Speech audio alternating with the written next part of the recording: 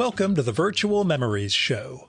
I'm your host, Gil Roth, and we're here to preserve and promote culture in this benighted age, one weekly conversation at a time. You can find and subscribe to this podcast via Apple Podcasts, YouTube, Spotify, and a whole bunch of other venues. Just visit our site, vmspod.com, to find more information, as well as our RSS feed, which you can plug into any podcatcher so you never miss an episode of the Virtual Memories Show. You can also follow me on Blue Sky, Instagram, and YouTube, where I go by vmspod, and subscribe to my semi-weekly newsletter at buttondown.com/vmspod. Well, it is 2 podcasts in 1 week. I'm an overachiever or an over-avoider or whatever you want to call it. This episode kind of straddles a line between bonus and regular episode, but since I missed a couple this summer, we're just going to go ahead and call this a regular episode, okay? Even though it's a time-sensitive one. I mean, everything is time sensitive. I'm in pretty frantic mode right now trying to get work done ahead of this Sunday's flight to Frankfurt for a big trade show, which will be followed by a trip to England to see some friends and record some shows and blah, blah, blah. But my pal Dean Haspiel is in the home stretch of his new Kickstarter for a project called Antimatter, so I wanted to get him on to try to push that one over the top. He suggested we bring in his studio mate, Whitney Matheson, who was one of the very last people I got to record with in 2020 before lockdown hit. Whitney was, she's got some self-publishing projects going, like her new book of stories, The Feelings, and we thought they could compare notes on the creative life. I wanted to record this one in person yesterday at their studio space in Brooklyn on the way home from a conference where I was speaking in New Brunswick, but I'm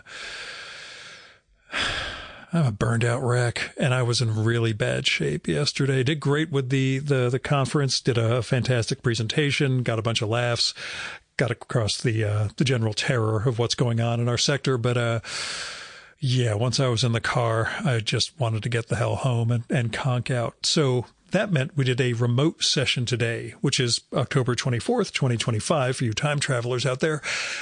And that led to its own problems. There was some sort of internet outage on my end, and that meant I dropped off of the call while they were still going. And when we were able to reconnect, they could barely hear my side. So we've got a good, almost great 40 minutes. And we do have the promise of getting together again when it's time for my Kickstarter, which we all joke about during this episode. In the meantime, go to Kickstarter.com, search for Dean Haspiel, Haspiel, and his new project, Antimatter, a comic one-man anthology. It's open until November 3rd, 2025. And it really looks great. We talk about it. You'll get an idea why. Now, Whitney's book is available at her Etsy shop, Pulp Candy Press, and through her Substack, Whitney Matheson, which is all one word. Dino's also got a Substack at deanhaspiel.substack.com. I will have links to all this stuff in the show and episode notes for this one. So, again, we get cut off. We try getting it back, but we really have to end pretty abruptly with it. I'm so sorry. But as it turns out, like I said, Zencastr actually kept recording their side in that initial breakdown, and Dean left a pretty neat anecdote there that I'm going to include here. You'll get that. Whitney also asked during that stretch, and a part that I cut out, whether I plan to attend any events at the New Yorker Festival this weekend. No, I don't. I don't go to stuff much. I don't get out much anymore. But yeah, I tend to not go to things like that. I talk about them, but anyway, I just looked over the schedule right before recording this. If I did go to anything, it would have been Sunday's The Art of the Profile panel, which features Larissa McFarquhar, Rebecca Mead, past guest of ours, Ian Parker, Kalefa Sena, and Michael Schulman. Problem is, besides the fact they don't go anywhere, they made the cardinal sin of having 5 panelists. You never go larger than 4 panelists because one of them is going to be seriously shortchanged. Doesn't matter how long the panel is. A moderator can't really moderate with 5 other people, and that's what they're going to face. Hopefully, they all get to everybody, but We'll see. Anyway, let's get to it. Here's Dean and Whitney's brief bios. Dean Haspiel is an Emmy and Ringo Award-winning New York City cartoonist, playwright, and Yaddo Fellow. He is a creator of Billy Dogma, The Red Hook, COVID Cop, and Chest Face. Dean has worked for Marvel, DC, Archie, Image, Webtoon, etc. And we'll go with Whitney's Instagram bio. New York City writer, comics maker, and playwright known for USA Today's Pop Candy, 1999 to 2014. And now, the 2025 Virtual Memories conversation with Dean Haspiel and Whitney Matheson.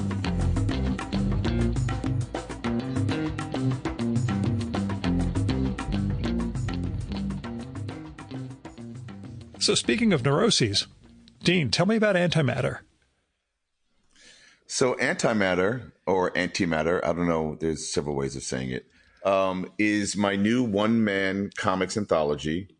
And it's my 5th Kickstarter crowdfunder. And I've done, 4 before, but they were all individual characters. I started with COVID Cop, then Billy Dogma and Jane Legit, and then The Red Hook and Chest Face. And I knew that I've been aiming to do a sequel to COVID Cop. And I was looking at the script and something I'd written 2 years ago. And I didn't have to change a thing. So I was really excited by that and kind of reinvigorated to do a sequel to COVID Cop. But then I thought, well, COVID Cop, it features 2 polarizing words. And when you put them together, you don't get a Reese's Peanut Butter Cup. But okay, Yeah. But I knew I wanted to tell that story, but I thought I might lose some customers, as it were, And I was thinking, well, I am building out my universe, my Dino universe, featuring, as I've been putting it, my personal pantheon of protagonists and paramours. And I was like, well, let me put this under an umbrella title. One of my favorite comics is Dan Clowes' 8-Ball, Adrian Tomaney's Optic Nerve, Jessica Abel's Art Babe, and, other comics like Don Simpson's Bizarre Heroes, where they feature individual stories, but also serialized stories. And I was like, well, let me just put this together under one umbrella title. And I was trying to think of a name for it. And I kept coming back to my favorite comic book creator, Jack Kirby, who's famous for inventing something called Kirby Crackle. And I thought, ooh, what is Kirby Crackle? Ultimately, besides a really cool visual cosmic storm or cosmic energy. And then I thought of the word antimatter. And I ran that by some folks like my studio mate, Whitney Matheson, and sometimes collaborator. And she was like, oh yeah, that's the title right there. Come on. And other folks felt the same way. So came with a cool title, a fun premise, and the idea behind Antimatter, the issue 1, which won't be number 1, it's going to be the spring 2026 edition, will feature this COVID Cop sequel, some Red Hook stories, Billy Dogma and Jane Legit, Chest Face, and AI Joe. All in one issue. Huh. Yeah, it's pretty crazy. And I know it sounds a little schizo, but they're all done by the same author. I don't mean schizo. It's just a lot of great characters and a lot of story to put into one comic. So. Oh, I absolutely, and hopefully others will agree. Yeah. If they're listening to this, they're on board. I will tell you, my original title for my zine, which, as you know, is Haiku for Business Travelers, was Anti-Sun. Yep. I was going to go with Anti-Sun and then realized people would think it was like a Soundgarden thing and decided. Wait, you mean S-O-N or S-U-N? S-U-N, yeah. Oh, yeah, you and Anti-Sun. Yeah. Oh, wow. Wait. Yeah. So what was, and why were you thinking that?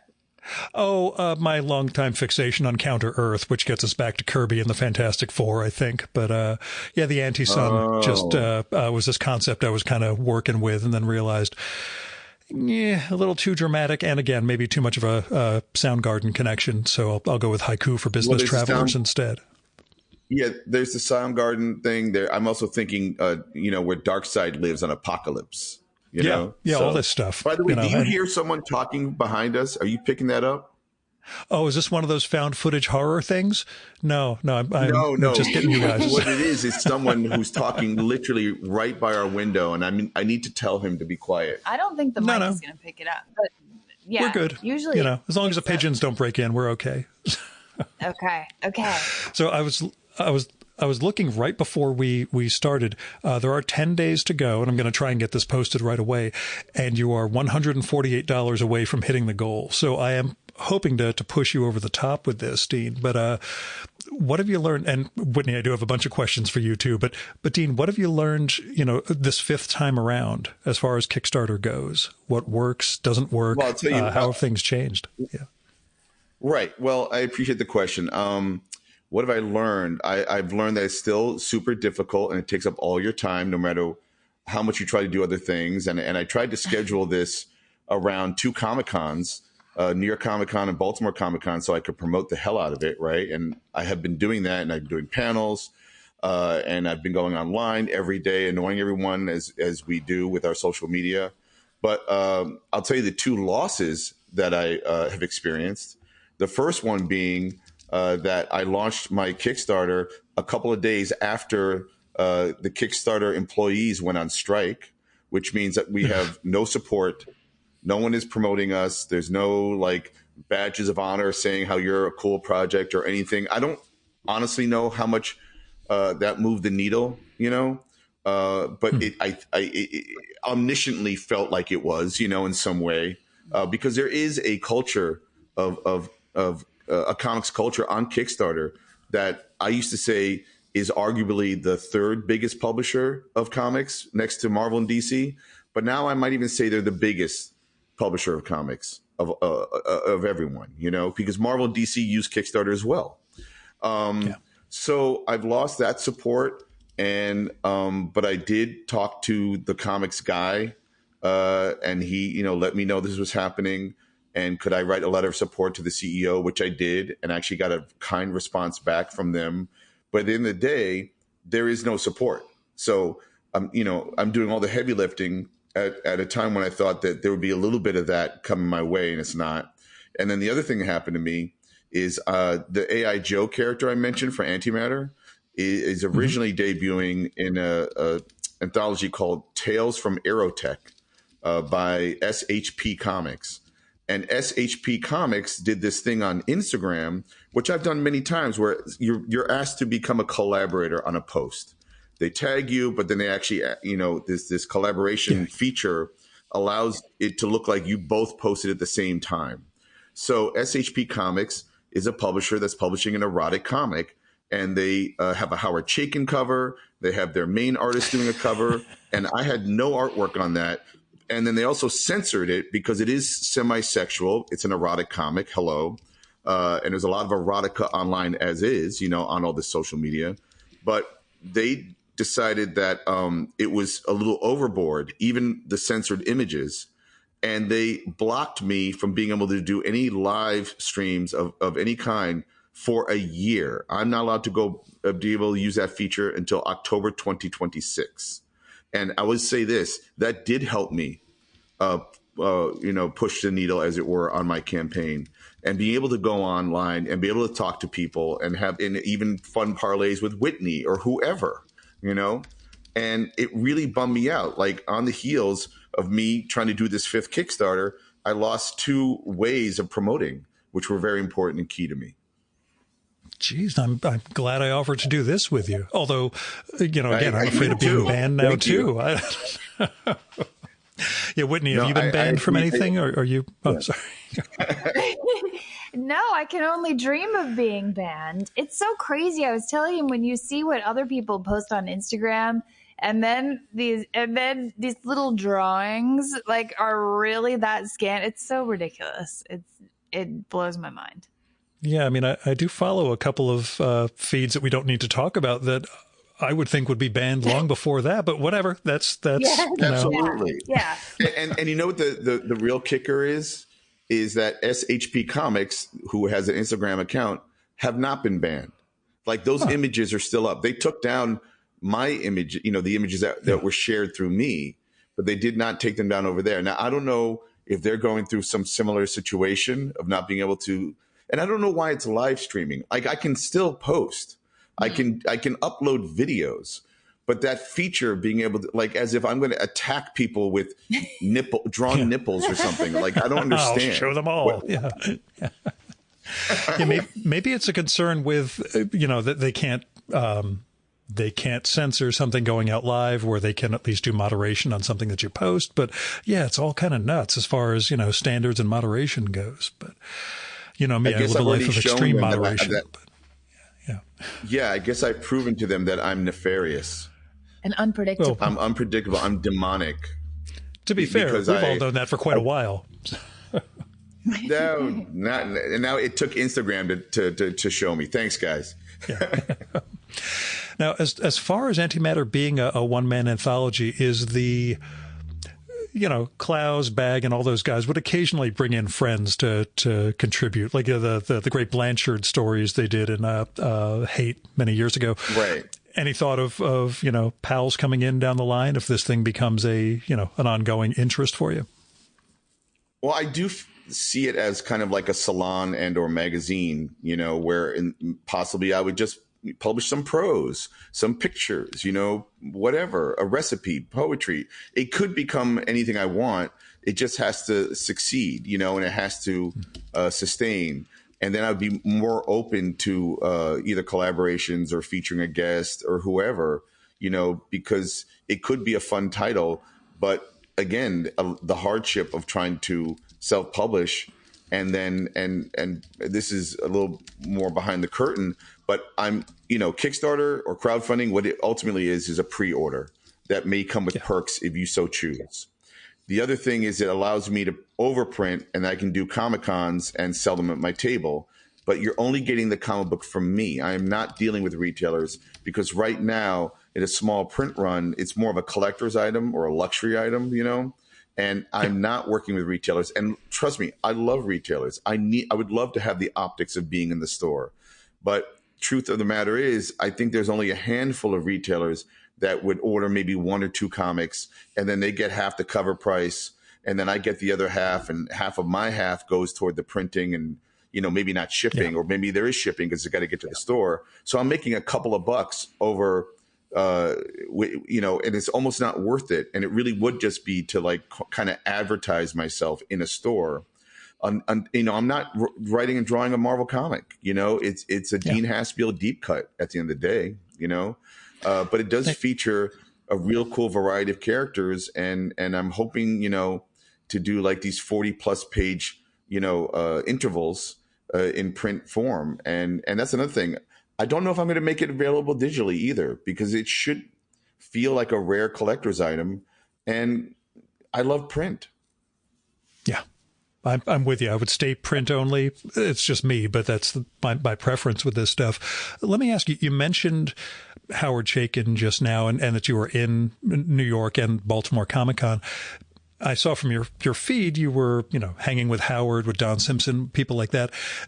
Do you talk with them? Like, how do guys from previous generations like that feel about this infrastructure and the fact that you're, working this way? They hated it. They hated doing it. Howard had a successful Zoop campaign for Fargo. He said he'll never do it again. and again, it's successful and it worked. And, I don't know how much he really had to do to promote it, because he had people helping him out, including Zoop. And he just hated, he felt like he was begging. He didn't like that feeling, And I understand that, because he's used to an older system of pitching to get gigs like I have when I started my career, until I became more allergic to that concept recently by doing Kickstarters. And Don Simpson, I believe he had 2 Kickstarters going at the same time, or at least he had one. He had the Megaton Multi-Mentions, and then he had like a Megaton Man collection, I think, coming up from Fantagraphics. So I've got a copy right here. I got mine from Fanta last week. So yeah. Awesome. And so he had these 2 books, concurrent projects happening that he was pimping and hyping, and did a lot of work. Like, you saw him every day, and he was doing all kinds of podcasts and YouTube things and social media, and it drained the hell out of him. I mean, it made him sick. he got ill, and I'm feeling very stressed out as well. But also, you have to invest in yourself. I don't necessarily trust the old systems of working with a publisher anymore, because you do a lot of the legwork anyway. So why not reap more benefits if possible? Yeah. Well, one of my guests who I did a show with, a prose author named ML Rio, she's publishing through Simon & Schuster. She did this rock and roll novel. Whitney knows about it, Hot Wax, which she mentioned in her newsletter. I'm so eager to read that. I went to, Rough Trade. Have you ever been to she did that an appearance there. Amazing record store? And it was like, front and center. I can't wait to read it. And her thing was, though, I mean, we recorded at Simon & Schuster's offices, and we talked about this incredible book tour she's going on, U.S. and U.K. She's flown over there now and going all over the place, but it's all self-funded. And she produced her own merch because it's about a rock and roll tour. So she's producing, T-shirts, coasters, and all this other stuff. But it was one of those things where the publisher's like, you can do that, but that's not how we promote stuff, or not what we pay for anymore. She, I think, is largely, self-funding. She loves road trips, so that's part of it all, but that's a very different vibe. And they did the big capex, or the capital expenditure of printing the book itself and getting it into bookstores. But yeah, the models have changed so much, and, having a major publisher and still needing to do that is a sign of how different things are getting. Now, Whitney, from your side, you've been self-publishing smaller collections of prose, and you had a new one recently called The Feeling. How does that overlap and or differ from Dean's experience, from what you've seen with Kickstarter? Oh, yeah. I mean, well, in some ways, I'm kind of inspired by Dean to do Kickstarters and being around comics people who've figured out how to make it work. However, like he was saying, and like I witness, because I'm in the same studio, it is such a massive, massive amount of work that goes into it, not just producing, but when it comes time for Dean to mail all these hundreds of comics, it's like our studio is full of like packing material. It is an incredible amount of work. And I mean, I guess I'm sort of doing that, but on a smaller scale. So yeah, this year I published a collection of 24 short stories called The Feeling. I self-published it. It's a pocket size book. It'll fit into your bag, good for the subway. And in terms of the marketing and stuff, I do have kind of a core audience of readers. So mostly for me, the promotion has been on social media, but mainly on Substack. And so anybody who wants the book gets it. I'm sending it directly from my studio. And, I feel like I figured out a way to make it work and make it cost effective. But at the same time, I do have a list of independent bookstores that have told me that they would be interested in having it there. Not as much really for like the financial gain, but the visibility, I would say, just as much. Yeah, I'm sure. Now, falling into that format or figuring out the size and scale you wanted to do, when did that hit you that this was the subway safe, editions for the book? Well, if I may, Go ahead. Whitney likes tiny little things. I love small things, but I also Having been to your studio, very I know. Large things. Yes, I do like tiny things. But also I'm very, I commute a lot. I like stuff that I don't want to carry around a giant thing. But yeah, when I was doing my mini comics, those were in CD booklets. So those were very portable and small. And also I noticed when I was selling those and going to conventions and stuff, people would be like, oh, it's so adorable. It's so cute. So it's like, okay, if you want, a cute object, I can try to achieve that if that helps lure you into the words themselves. But actually this specific size, Dean had brought me a collection of comics, and now I can't remember the name of the cartoonist. Do you? The Poet by what's his name? And he had such a great is that Todd, presentation at his table. Todd Webb. Oh, no. I think that's it. I have to get up and I think look. that's It's it. on The my poet. shelf. Yeah, you got one. Todd Webb. Yeah. Todd Yes, Webb. yes. And I get his daily comic mailed to me every day of a bird and a poet on a bench. And he had this. It's just this beautiful side. It makes you want to hold it. It makes you want to carry it around with you all the time. And it's such a sweet spot. Yeah, yeah. And if I've sold some of them and they're like, oh, I can fit it in my pocket. And I'm like, yeah, that's how it's designed. Put it in your back pocket. But anyway, I love the size of his collections. And so that's kind of what I went with for my first collection of stories, which was called Trudy Sellout. And then when it came time to do this one, I was like, okay, well, now I like having them all kind of a uniform look. That's always the thing on the bookshelves when you get that one that's, differently sized, differently shaped. We get that with cartoonists all the time. Like there's no consistent Chris Ware bookshelf because every one of them has bizarre proportions. Oh, yeah. But, Yeah. But honestly, microfiction? You want to do anything, make it stand out. Oh, no, just anything to make it stand out is cool with me. I'm down. Oh, yeah. I'm never going to throw out stuff because it doesn't fit on a shelf. In fact, I had to reallocate a whole bunch of things onto the book carts that I use in the house also, because when you're insane like me and keep accumulating more and more books, you have to figure out how to, not just get them onto a shelf, but, make them fit in some way, shape, or form. So, yeah. Wait, did you say book carts? You have library book carts in your house? I do. Several. I have two wood. Because once I got the downstairs converted into a library and we built shelves into the walls, within maybe 6 months, I ran out of space. And that turned into, well, how do I get around this? I'd like to get away from using IKEA Billy bookshelves. What's another? Hey, book carts. That's an idea. So I ended up ordering a couple of those along with a few Design Within Reach vertical bookshelves. And it never ends. But anyway, it's it just keeps going on and on. I have to search this when I finish. I mean, all you need. Do you have a card catalog? If only. And I saw, need. What was it, like Restoration Hardware? Somebody used to sell those, and that was one of those. Yeah, I could, but no, I shouldn't. But I'll send you pictures of the book carts just so you can drool and be jealous. So. So Gil, you're reminding me, Gil, you're reminding me of Yaddo in that, like, I was to say, were you to pass away, but I think most people pass away. You that's got to be like the Gil Roth Library, like at Yaddo, whenever anybody goes to Yaddo, there is a library there, but the library is filled with books of all the people who have attended Yaddo. So it's like this little gold mine. Yeah. And it's amazing.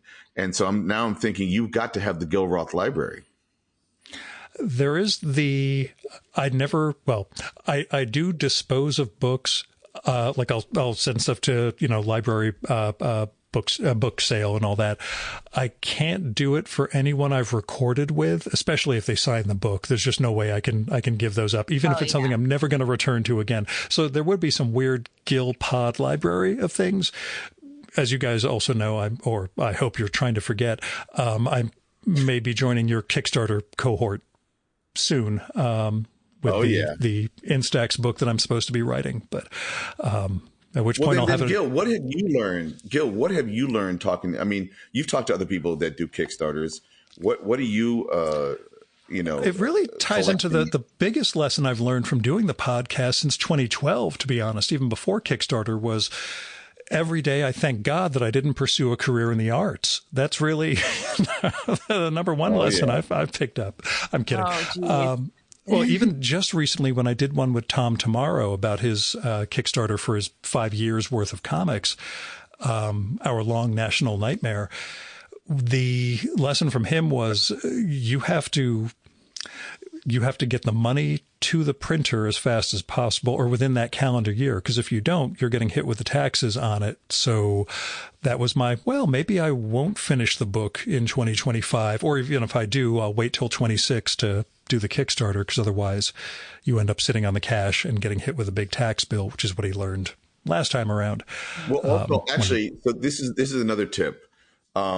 some people take like a year or two to finish their Kickstarter for whatever circumstances, or maybe that was built into the campaign.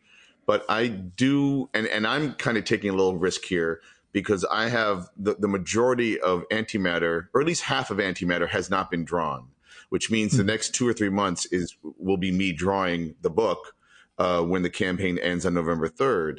But I have built into the campaign that the delivery is until May 2026 or spring 2026, right? But I'm hoping to get it out maybe a month or two before that. But the other thing that happens is whatever printer cost you thought was now will change 3 to 4 months from now, as will the post office. Yes. Oh God. Yes. The post office will go up, before you can blink every single time. That was part of my zine experience doing Haiku for Business Travelers. I hit up John Porcellino and just said, what do I need to know about like mailing, about all this? He's like, well, you have to stay under this weight, and that's why issues are only this many pages, and then you get this rate and this and the other. I'm like, oh, that is all stuff I never would have thought of. So thank God there are smart people with years and years of experience doing this stuff I can lean on. So, which is what I'm who going to else be to doing with you talk guys. to? Jimmy Palmiotti is kind of like a godfather of Kickstarter, and he gave me a lot of good tips, even down to like prints. When you're going to add a print, don't make it that much bigger than the comic book. You want to put it in the same envelope as the comic book. Yeah. Things like that.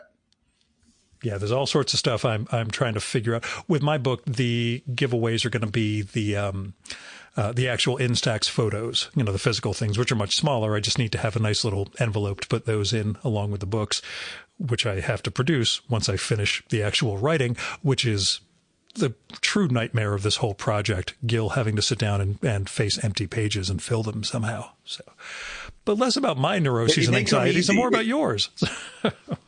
No, but we're talking the same stuff, man, because that you have to go through it I also think constraints or deadlines are your friend.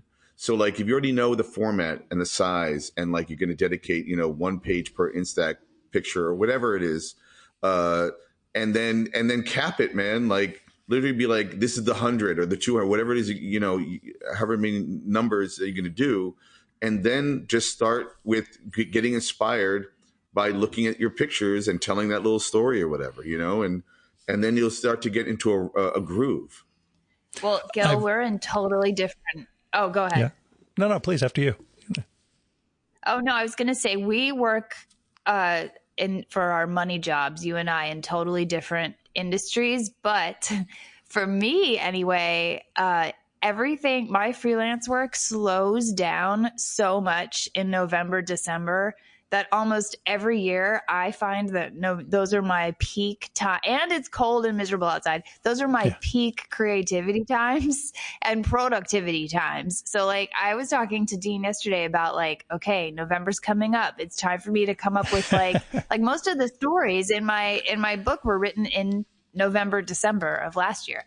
So it's like, yeah, I have this time. I mean, it's kind of some pressure to like, figure out what I'm doing. But I don't know if I have a feeling your job may not be similar, but maybe. I just started what will probably be a 6 to 8 month multi-billion-dollar negotiation with the FDA that I have to travel every other week down to Maryland for. And 2 days after this episode records, I'm flying to Frankfurt on a business trip, although I am going to England afterwards to record with some people and see some friends. And I will probably bring the Instax binder with me, partly to show off, partly to guilt myself into trying to write a few more of the prose pieces for it. But yeah, I went into 2025 thinking I was all set. I had my 78 pictures. I know what I'm going to try to write about. And then life and the new administration and everything else kind of threw a lot more work at me and a lot more mental stress than I was expecting, along with other, as I've talked about, personal life stuff that's gone on that's made things a little difficult to focus. So I hope to get back to it and produce something, and maybe beginning of 2026 there'll be the Gil Roth Kickstarter where all of you guys forget that I'm here and don't put me on your podcast. You know what? What did you just say? A focus? Hard to focus on it? That's a word. Is that the word you use? Yeah. I sometimes look at my personal work as a distraction from everything else.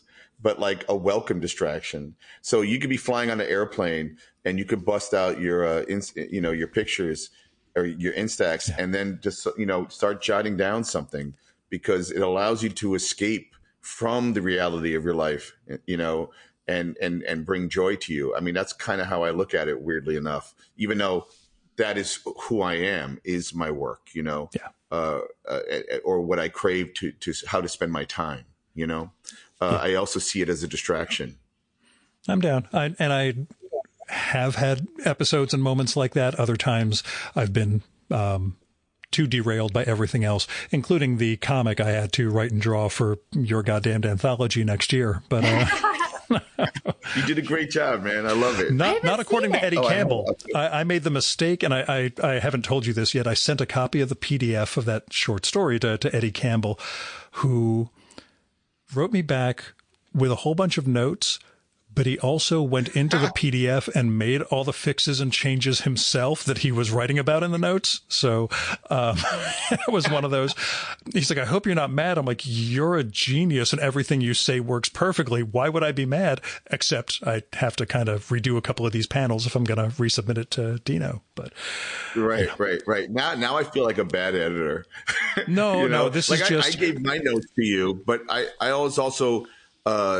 I was working to your skill set. You were accommodating the limitations. That's exactly what I was going to say. You were accommodating the limitations of what I do, but some of his were just zooming in on some of the images that I drew. You don't need to have all the extraneous stuff. You can close in on this, get rid of that outline. I'm like, okay, I'll look at this and see. But that's, Eddie having an aesthetic for this stuff. But that all happened while I was on the road for something, and I was like, I will take care of this at some point, but some point has never occurred. So, but that's part of the Gil has multiple lives. Yeah.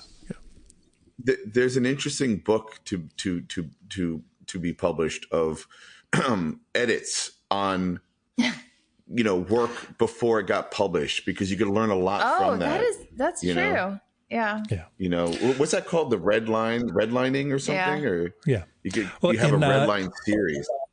In the old Paris Review, they might still do it. In those Writers at Work interviews in the Paris Review, they would have these facsimile pages, just one page or two of each author's manuscript, basically with, all the edits and such, or typescript with edits all over the place, which is kind of neat to see, and to make you feel even more inadequate as a writer yourself, which you can tell I really took to heart over the years, but that's just me. You had a thought to finish? I'm sorry. No. I was going to ask Whitney about the microfiction aspect of the short stories and whether you look at doing longer pieces as far as fiction goes, or do you find this is really the mode you're enjoying writing in when it comes to fiction? Oh yeah. Well, I guess with these, I just was I was really in a mode where I was giving myself a little bit of a prompt and trying to generate. I don't even know how to answer that. It was kind of like the mode I was in at the moment. But I've written longer stuff, and I'm the previous thing I published had longer pieces in it, and I'm not opposed to.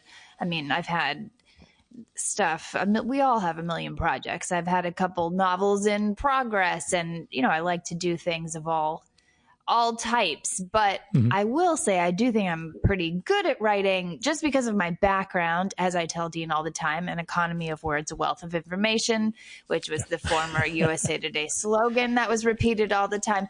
So I feel like I'm pretty good at really, really condensing, but it's not that I don't want to write other types of stuff. I mean, she's underselling herself a little bit, where I've been witness to an entire wall of, was it 50 chapters of a memoir you've written, plays, screenplays. It's incredible the amount of stuff that Whitney generates, that material that we have not seen, and or experience in small spaces, because theater just kind of evaporates before your very eyes as it's happening, and you walk away with an experience. But also I like that Whitney does use constraints as well. I believe the feeling originally was last November was 30 stories in 30 days or something like that. Well, that was my goal, which I did, and then I extended it even more. And also these stories in here, I think they're also like that short because at the same time I was trying to negotiate like so many other things. Like this was my break, was writing these stories. Like I was still trying to do all these huge freelance projects and, you know, dealing with a child and all that stuff. So they just ended up being these little bits, and I love doing it. So I kept going. And essays about your early phase career, that sort of 90s and aughts stuff that you've been publishing too? Putting online, I mean. Oh, yeah. I've put some of them on Substack. Those essays are part of this larger memoir project that I have been working on for a couple years. So yeah. I started putting up, and I've gotten a good response to those. So hopefully that'll see the light of day. I mean, if it's not through a publisher, then perhaps I'll join you guys and it'll be a Kickstarter. But Gil, you put out a newsletter twice a week, right? And you are publishing your life, not only in the podcast, but in the newsletter. And, you know, I've had a live journal since, I don't remember, 2001, maybe earlier. Yeah. And for a long time, I was posting TMI, too much information, you know, like, oh my Lord, it's embarrassing the amount of stuff I used to put online about myself, you know, speaking of kind of like a live memoir, a living memoir, you know, and then I kind of reined that in a little bit. But recently when I joined Substack to have a newsletter, I tend to once in a while throw out an essay or something that, you know, oh, you know what, that could maybe go into a Dean book collection, or maybe that could go into Antimatter or something like that, you know? So I think we are living in an age of like, well, TMI, okay, Asholia, but also there's a lot of real cool gems and diamonds and pearls, you know, in these newsletters. And I do believe that we're entering a more robust phase of newsletter writing among each other. And that's how some people are getting deals too. They're getting book deals through their newsletters. Yep. So here's where my connection broke down. Being pros, they went on without me.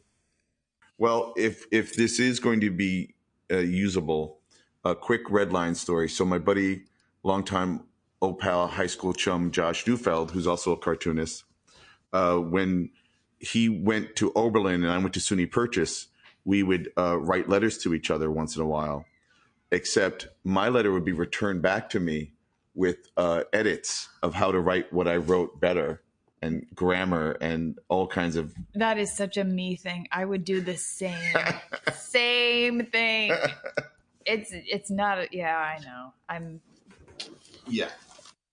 My connection was terrible after that. So after we tried to get going a few times, we gave up and decided to wrap up. So let's push this Kickstarter over the top and we'll see Antimatter. So. Thank you so much. And everyone pick up Whitney Matheson's The Feeling. Oh, thanks so much, Dean. And you can find both of us separately on Substack. I'm at whitneymatheson.substack.com. And then we have Dean over at Dean Haspiel at substack.com. And I'm a little angry at Instagram, but you can still find me there. We also each have Etsy shops. That's true, but I don't push it as much because I feel like I'd rather you just buy directly from me. Me too. I don't need a chaperone. Thanks so much, Gil. This has been great. Yes, thank you so much. Much appreciated, guys. Talk to you soon. Thanks.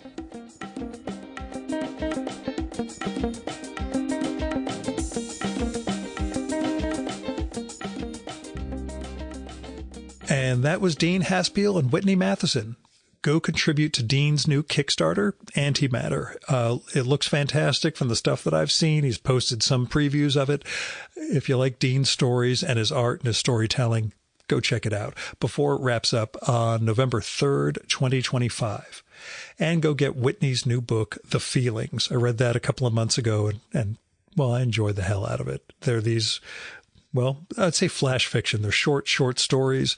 They're a joy. She's She's a very good writer. And like she said, a lot of compression. So you get a lot of feeling in a very, very small dose. And they just told you how to find those things. But the easiest way to follow them is through their Substack newsletters, which I'll link to in the show and episode notes. You should also follow them on Instagram at the Whitney Matheson and Dean Haspiel _art. Thanks for listening to the Virtual Memories Show. You can support this podcast by telling other people about it. There's no better way to build an audience than through word of mouth. Also, visit Apple's podcast page for us and leave a rating and review. Every little bit helps, you know? You can also support the show by telling me what you like and don't like about it and who you'd like to hear me record with or what movie or TV show or book or piece of music or comic or theater or art exhibition or whatever you think I should turn listeners on to. And you can do that by sending me a postcard, letter, email, DM if we're connected on Instagram or Blue Sky, or by leaving a message on my Google Voice number, which is 973-869-9659. Messages can be up to 3 minutes long. It'll cut you off after that, so call back and leave another message if you do. And let me know if it'd be okay to include your message in an upcoming episode of the show. You might have something interesting to share with our listeners, but I'd never run someone's message without their permission, so let me know. Now, if you've got money to spare, I appreciate it, but don't give it to me. I've got a day job that pays the bills. You should give to individuals and institutions in need. You can find people through GoFundMe, Patreon, Kickstarter, Crowdfunder, Indiegogo, all those crowdfunding platforms where you'll find people who really need help just trying to make ends meet or get an artistic project going, covering medical bills or car payments or veterinary bills, and just a few dollars from you might make a real difference in their lives. Now, when it comes to institutions, I give to my local food bank and World Central Kitchen every month, but there are a lot of other things you can give to the Poor People's Campaign, Freedom Funds, Election Funds, Planned Parenthood, and Women's Choice. There's a lot of things you can do with your money to try to help build a better world, so I hope you'll give. Now, our music for this episode is Fella by Hal Mayforth, used with permission from the artist. You can visit my archives at vmspod.com to check out my 2018 conversation with Hal, where you can learn more about his art, his music, and more. And you can follow Hal on SoundCloud at soundcloud.com/Mayforth. That's MAY, the number 4, TH. And that's it for this week's episode. Thank you so much for listening. I'll be back next week with another great conversation. You can subscribe to the Virtual Memories Show and download all our past episodes at Apple Podcasts and other podcast sources. And you can find all my episodes and sign up for the Virtual Memories Show newsletter at vmspod.com. And I'm also on Blue Sky and Instagram and YouTube as vmspod. You've been listening to the Virtual Memories Show. I'm your host, Gil Roth. Keep reading, keep making art, and keep the conversation going.